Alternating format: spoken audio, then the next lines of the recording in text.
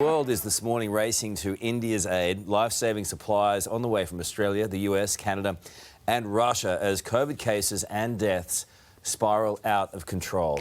Well, joining us now live from Delhi is Dr. Praveen Gupta, who's been working on the front line of the pandemic. Thank you so much for your time this morning, Doctor. We're all feeling what your country is going through. Can you give us a sense of what it's like there right now? So good morning, everyone. Good to be here on this show. At this point of time, there is a huge deluge of COVID wave in this country at this point of time, which affects various parts, various states differently. We have about 362,000 cases every day. Yesterday, though the speed of rise of these cases has decreased significantly, and we are now clocking only about 3.5 lakh cases a day, and they are not increasing so rapidly. But there are states where there are a large number of people who have suddenly become positive and there is a clamor for hospital beds. These states have come up by increasing the beds very rapidly, and large number of hospitals have been converted to either largely COVID hospitals or completely COVID hospitals, where 70 to 100% of beds have now been reserved for COVID patients, and they have been converted to oxygen beds completely, where people can be admitted and treated for COVID in these places. Look, we have been watching, and our hearts ache for you at the moment to be going through what you're going through. The logistics of trying to get equipment to you. We've seen oxygen tanks on the black market being sold, but the poorest amongst your population can't get them. There are so many issues facing you right now. How do you see the days and weeks ahead panning out? So if we see, India is a very heterogeneous country. It's like a mixture of many small countries in Europe, you may say. So the COVID affliction is not same across the country. There are certain states which are very badly affected. For example, to begin with, in this second wave, Maharashtra was very badly affected with clocking 60,000 cases a day. Wow. But now the cases in Maharashtra and Mumbai have stabilized. In fact, Mumbai have started reducing the total number of cases there, and the clamor has gone down. Other states like Delhi and Gurugram, nearby Delhi in the NCR region, are very, very heavily affected now. But they also seem to be saturating, because over the last 3-4 days, the cases in Delhi and Gurugram have stabilized to roughly 26,000 per day in Delhi and 3,500 per day in Gurugram.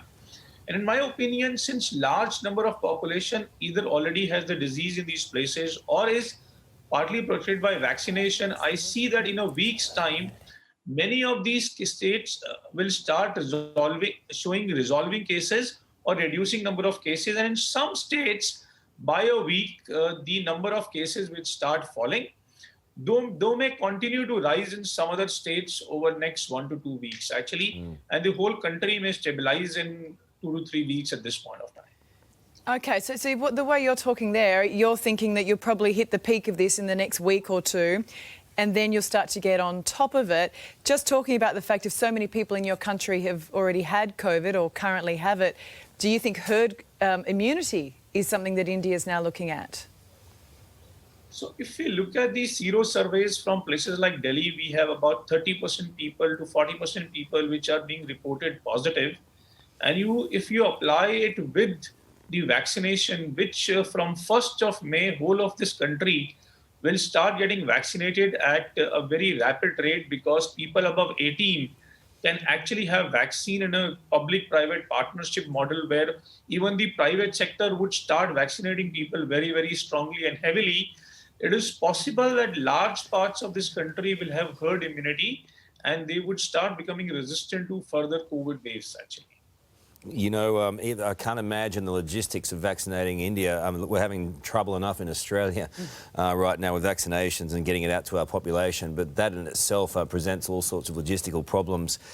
Do you have enough vaccines for the population? I know that India was producing and exporting vaccines over the last couple of months, but do you have enough? I mean, how does that all roll out? So now, actually, the government has put in funds and structure which actually allows the vaccine manufacturers to increase their production significantly. And we have allowed the Sputnik vaccine also an approval in India, which should be available in some part of the May. So combining, we should have enough vaccines to vaccinate a larger number of people every month. So we've already gone from 12 to 16 crores of people already who have been vaccinated. And if we can start vaccinating about 5 to 6 crore of people per month, the largest number of urban areas of this country where the COVID disease is very, very significantly prevalent will become vaccinated first and very, very fast. Okay. This new drive of vaccination, which allows the office-going people, the young people between 20 and 45 to get vaccinated, may actually help to stem the spread of infection, because these are the people who are going out of the houses, who are moving, who are meeting other people, and who are most likely to contract the infection.